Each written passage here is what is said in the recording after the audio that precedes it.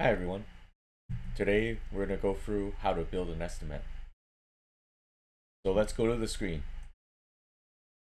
Last time we went through how to build the template and we built a folder to actually put all the items in the template. We go to that folder now. So we built a gravel road estimate folder and we created a gravel road TAM file. I'm going to double click that. One thing with TamCost is you can actually open up more than one estimate at the same time. As you can see, I have a blank one opened. I'm going to close that. I'm going to move over the one we just opened. So now to build an estimate, you're going to build in all your cost breakdown structure items. So for instance, your for this one, we'll have a sub base. It's like 5 cubed. I'm just going to make up some random numbers here for this job. The other way you can do this is you can import. So I actually created an import file.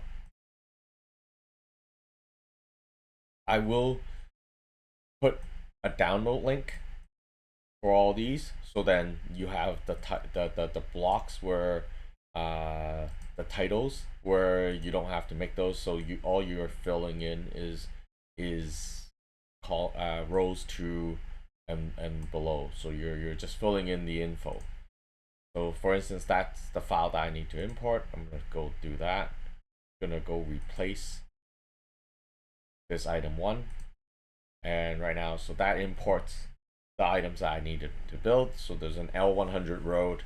The L100 road has sub base, road base, and culverts. Now I'm going to go into each one. I'm going to build the activity for this one. So because these are pretty generic, they're going to have the same quantity. I already built in my crew. So there's a backfill crew. The backfill crew is going to have a grader, a packer, the 2 operators to operate those equipment, a labor foreman, and I have 1 labor in there as well. So assuming that this crew does 60 cubes an hour, that's 11.5 days to do this work, and the total labor equipment cost is around $44,000. We're going to go out. We still have to put in the material, so this will be the supply and delivery for the 75 mil minus material. Crush gravel and that. Typically I break out the material that way, for cost coding purposes down the road, when your PM's actually doing the work, they can break out those cost codes, those cost code budget items very clean. You can technically have all that material resources built into this, and you can export that out in the resource usage table. But this is just a cleaner way to build it. It all depends on how you want to do it. Don't it's at the end of the day, the software is a software. You need to build what you need for your job.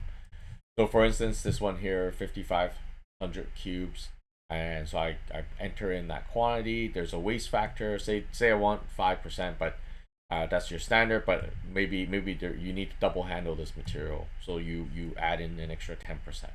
So this automatically calculates that for you, and yeah, so that's your cost for the material, 250,000. So the next item here you're gonna put in is the rope base, and the rope base is 2,500 meters cubed.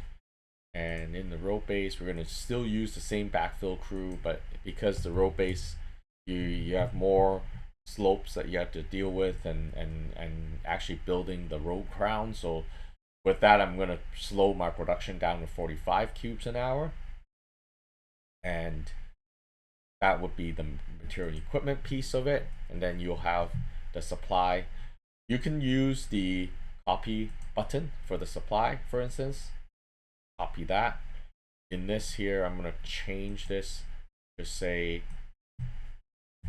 25 mil minus crush material, and this is add out, and you're gonna go and add this 25 mil rope base. Oops. And for this as well, I'm gonna put in the 10%, or maybe not. You know what? I'm gonna keep it at 5. Keep it at 5. Let's go half. Let's go 7. Okay. I'm gonna go back. So this does that for me. It varied a little bit in the unit cost because the waste factor difference, right? And so this is what I have there. For this example, the gravel pit actually gave me the same quote for both materials, so that's why it's the same unit cost other than the waste factor. But majority of the time, you're gonna probably see that the 75 mil crush is gonna be cheaper.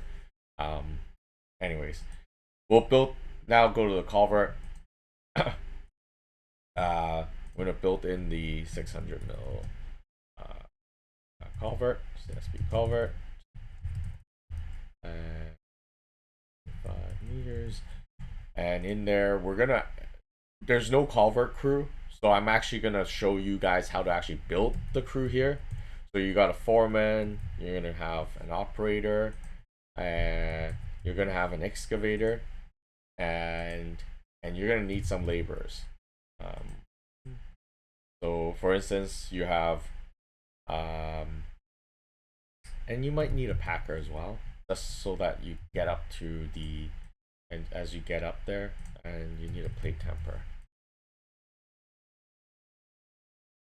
So you have an excavator, packer, you're gonna need 2 operators, and probably 3 laborers with your foreman and your crew. You have a plate tamper, you have a full size packer for this, and for this job, say I think for this job specifically, there's 2 culverts, and the 2 culverts pretty much just run right at the two sides of the intersection.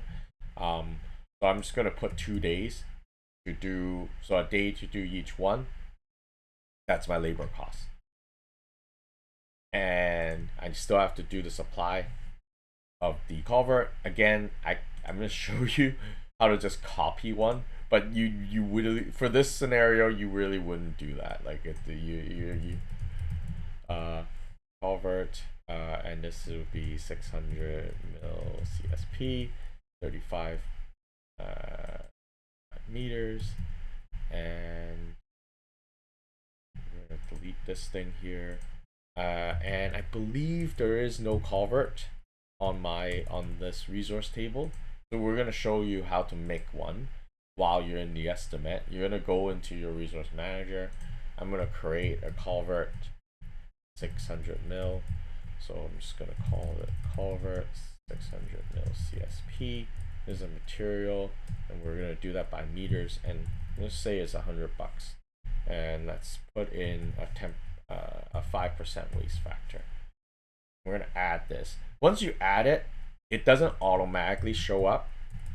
You actually have to refresh, and at that point this will come in, and yeah, that comes in, and you can now put in the quantity, which is 35 at 5% waste factor, and this is good.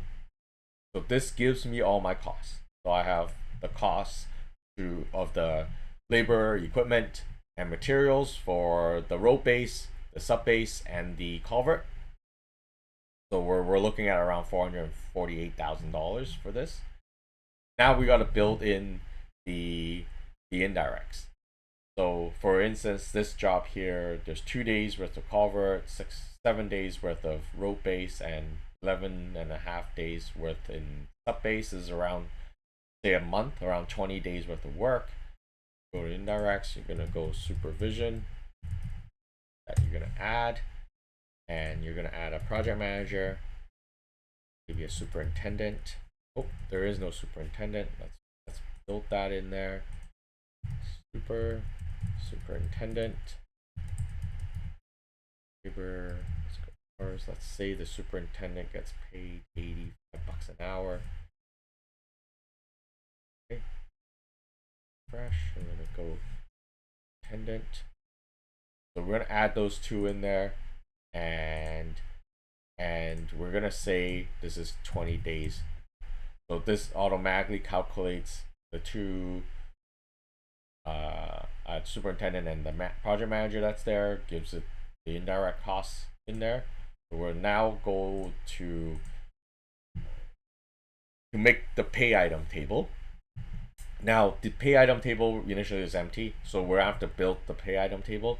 A lot of times you just want to lump sum costs. You can do that by just say one L100 road, for instance, and it's just one lump sum. Add that, and you just have to assign all these to pay item number one. Very simple. You just check if all your costs have been assigned by just checking this here. But say for instance I don't want to do that. Let's say I delete this, and I want to actually build individual ones. Then I will go one sub base, for instance, and go. You can go and give them all your quantities if you want to. Base.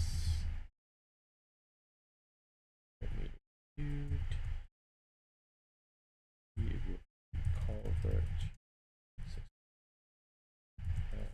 ESP.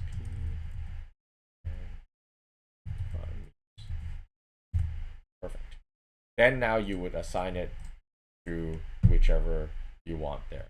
You can assign to multiple items to the same pay item number, or vice versa. So there is flexibility in how you want to build your pay items. Just make sure that the cost adds up the same.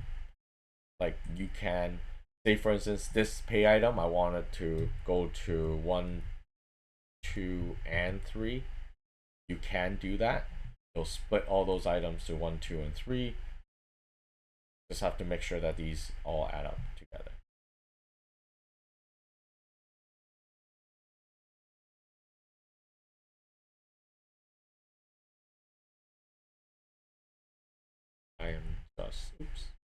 Now I'm just gonna delete these back so that it changes that. Does it? This is good.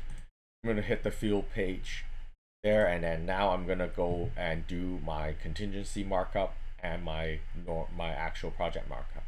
You can see that the direct cost is carried over, the indirect cost is carried over, and this is my total cost.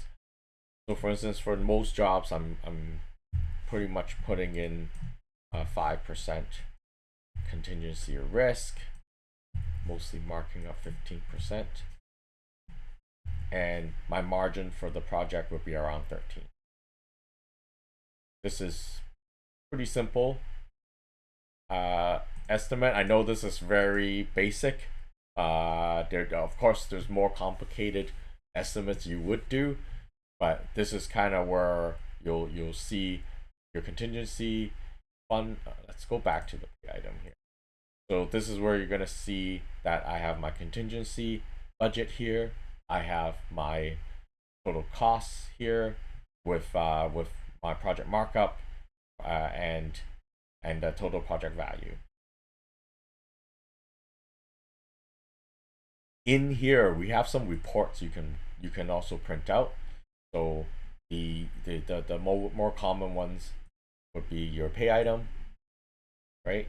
So just showing all how this is broken out. This would be good for internal reviews with your construction team and your project your superintendent prior to submission. You review.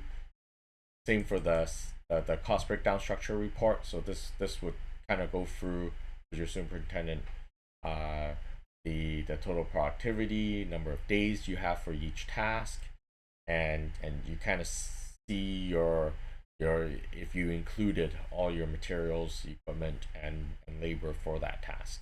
A lot of times, what I do is I print these out, and during my review, I'm marking them out in a paper form. That way, I know to make the changes and edits once the review is done. I can go back to my desk and actually make those changes.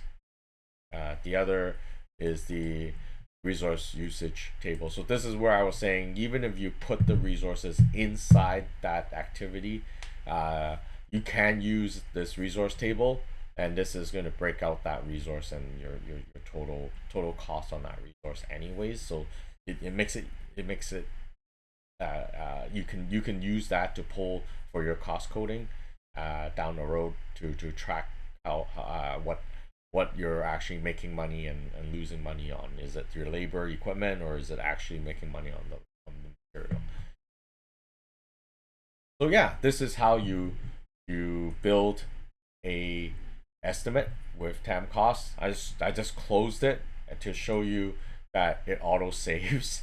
There's really the only time you would use the save as button is if you wanted to create this estimate and do, say for instance, a post tender addendum, or you have different scenarios you want to build. You use the save as button at that point and build the next scenario. Yeah, and please download the software, try it out. Let me know if there's any issues with the software. I am just still starting out here.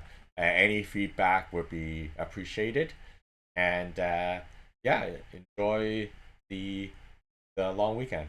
Thank you. Bye bye.